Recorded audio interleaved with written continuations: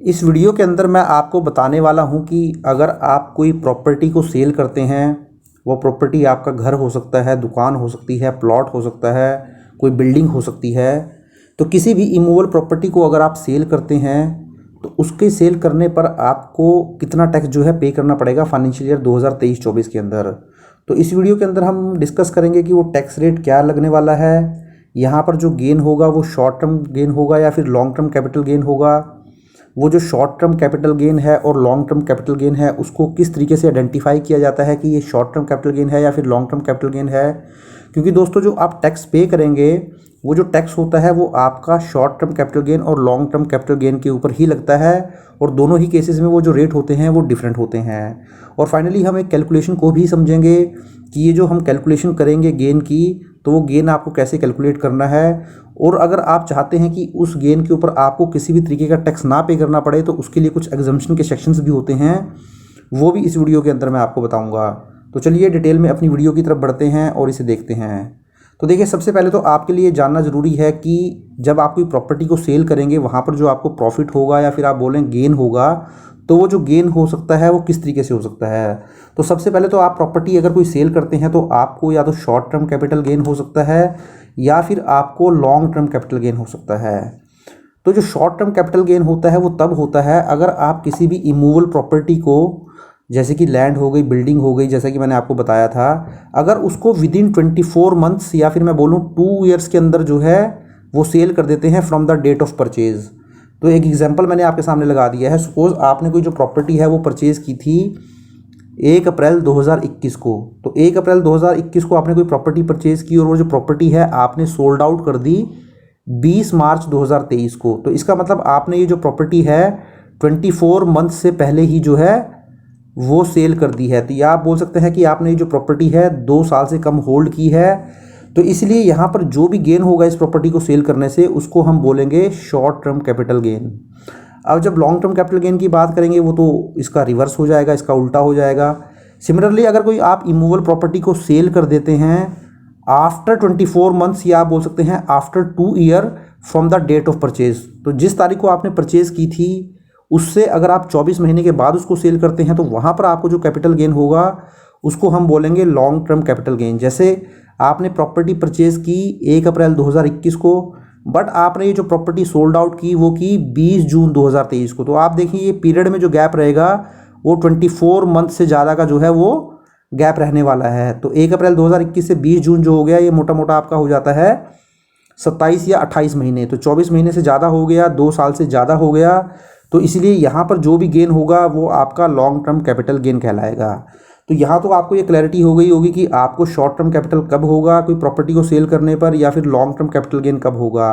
तो चलिए अब टैक्स देख लेते हैं कि दोनों ही केसेस में जो टैक्स लगाया जाता है वो कितना % लगाया जाता है। तो सबसे पहले हम बात कर लेते हैं शॉर्ट टर्म कैपिटल गेन की। तो जो शॉर्ट टर्म कैपिटल गेन होता है उसके ऊपर जो टैक्स लगता है वो आपके इनकम टैक्स स्लैब के अकॉर्डिंग ही लग जाता है।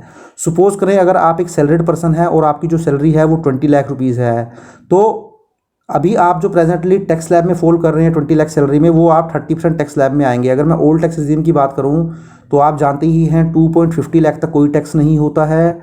2.50 लाख से अगर मैं 5 लाख की बात करूं तो यहाँ 5% लग जाता है। 5 से 10 जो है वो 20% लग जाता है, और अबव 10 की अगर मैं बात करूँ तो यहाँ पर 30% लग जाता है। तो अब आपकी जो सैलरी है वो सपोज करें अगर 20 लाख रुपीज़ है तो आप तो ऑलरेडी ही 30% स्लैब में फॉल कर रहे होंगे।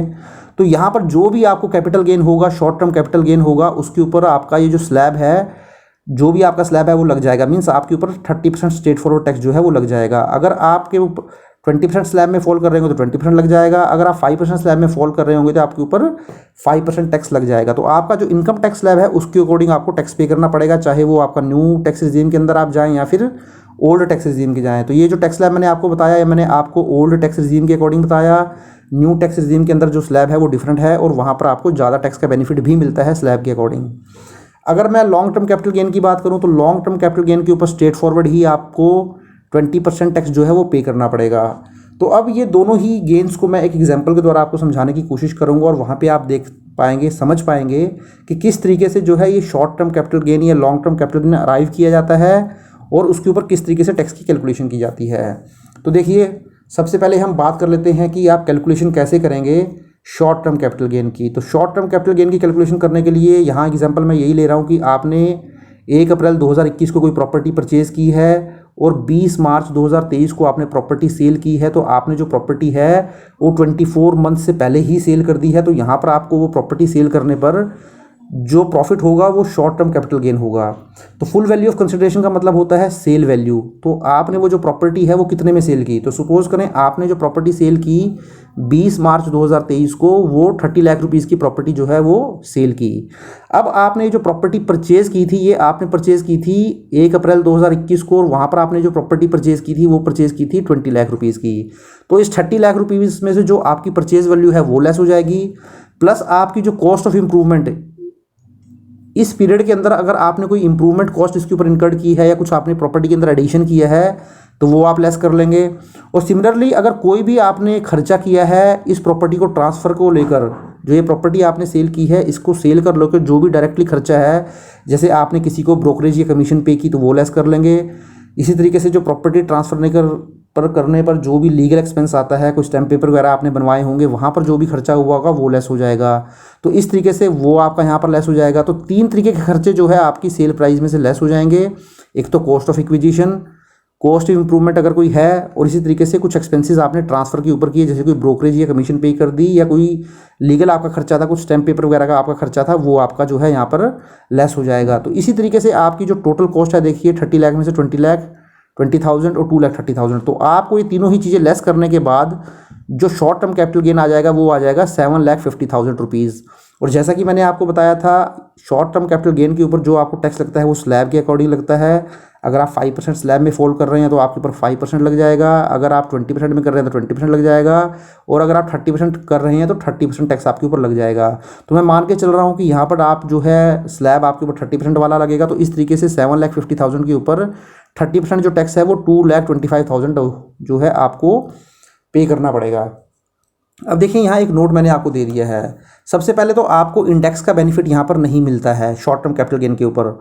इंडेक्स का बेनिफिट का मतलब है महंगाई का बेनिफिट आपको यहाँ पर नहीं दिया जाता है। वो जो मैं आपको लॉन्ग टर्म कैपिटल गेन का कैलकुलेशन बताऊँगा वहाँ पर आपको ज़्यादा क्लैरिटी हो जाएगी। इसी तरीके से आप ये जो टैक्स है, अगर आप चाहते हैं ये टैक्स आप ना पे करें, तो आप ये जो सेक्शंस हैं, सेक्शन 54 ECEEGB, इनके अंदर आप फर्दर इन्वेस्टमेंट कर सकते हैं और ये टैक्स को बचा सकते हैं। But short term capital gain के केस में ये जो सेक्शंस का बेनिफिट है ये भी आपको नहीं दिया जाता है। तो ये तो हुई शॉर्ट टर्म कैपिटल गेन की कैलकुलेशन की बात। अब हम देख लेते हैं लॉन्ग टर्म कैपिटल गेन।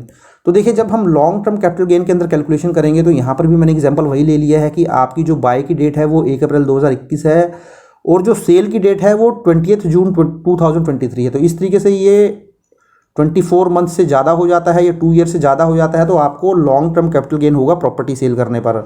तो यहाँ पर भी आपने प्रॉपर्टी सेल की तो उस प्रॉपर्टी की जो सेल वैल्यू थी वो देखिए 30 लाख थी। वही सेम एग्जांपल मैंने ले लिया दोस्तों लास्ट वाला। तो 30 लाख की आपने प्रॉपर्टी सेल की, इसमें से आप जो परचेज कॉस्ट है वो लेस कर देंगे।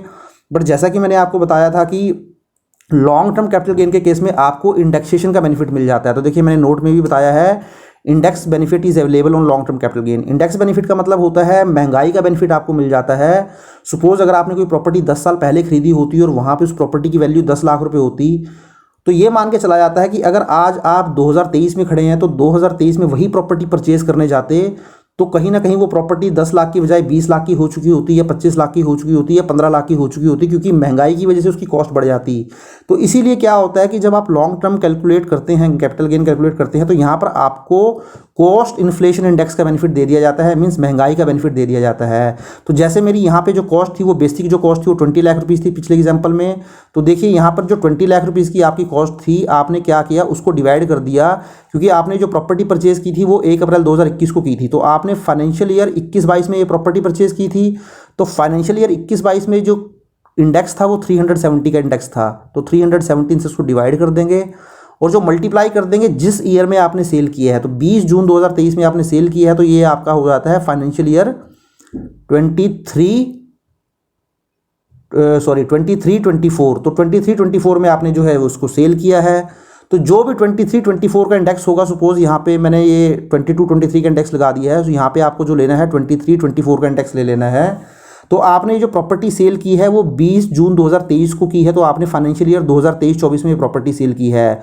तो 23-24 का इंडेक्स मैं मान के चलता हूँ 331 है, जबकि 23-24 का इंडेक्स जो होगा वो 331 नहीं होगा, वो ज़्यादा होगा, क्योंकि यहाँ पर गलती से मैंने 22-23 का इंडेक्स ले लिया है। तो यहाँ पर जो भी इंडेक्स होगा उस फाइनेंशियल ईयर का, अब सपोज करें 331 है, तो आप ये वाला ले लीजिए।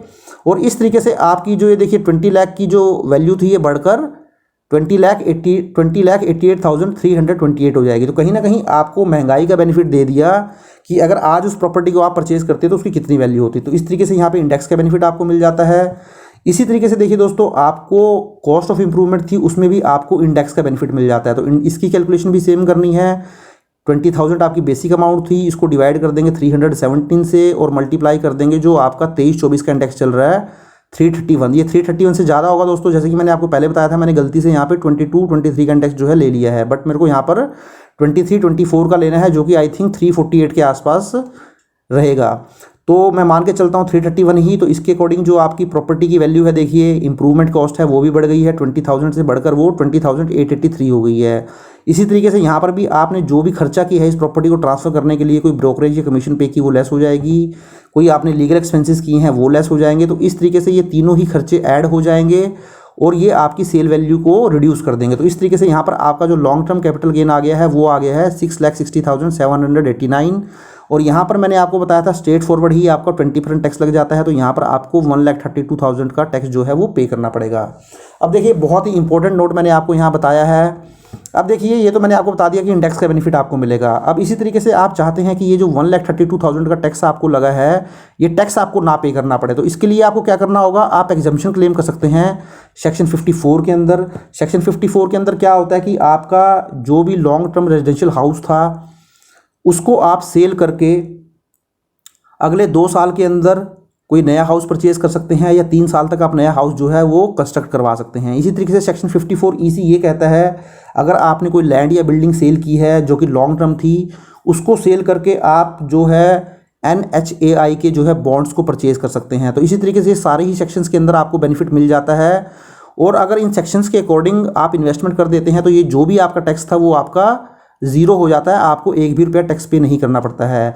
तो इन सभी सेक्शंस के ऊपर ऑलरेडी मैंने डिटेल में वीडियो बनाया हुआ है, उन वीडियो का लिंक मैं नीचे डिस्क्रिप्शन में दे दूंगा, आप जाएं और देख लें।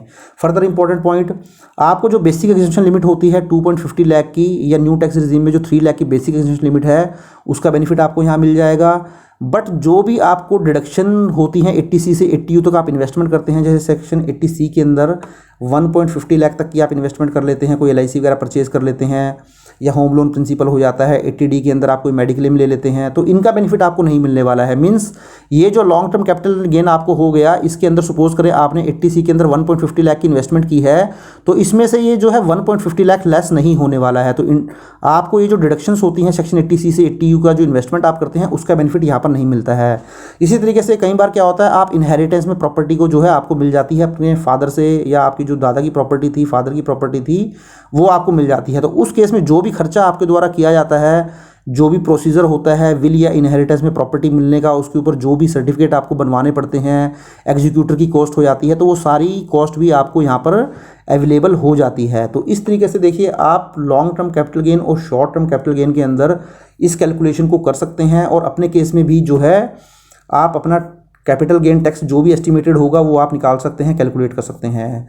तो ये छोटा सा वीडियो था दोस्तों शॉर्ट टर्म कैपिटल गेन और लॉन्ग टर्म कैपिटल गेन को लेकर प्रॉपर्टी के ऊपर। अगर आपको वीडियो अच्छा लगा है तो इस वीडियो को ज़्यादा से ज़्यादा शेयर कीजिए, लाइक कीजिए, और चैनल को अभी तक सब्सक्राइब नहीं किया है तो चैनल को भी ज़रूर सब्सक्राइब कर लीजिए। Thank you very much, have a nice day, take care.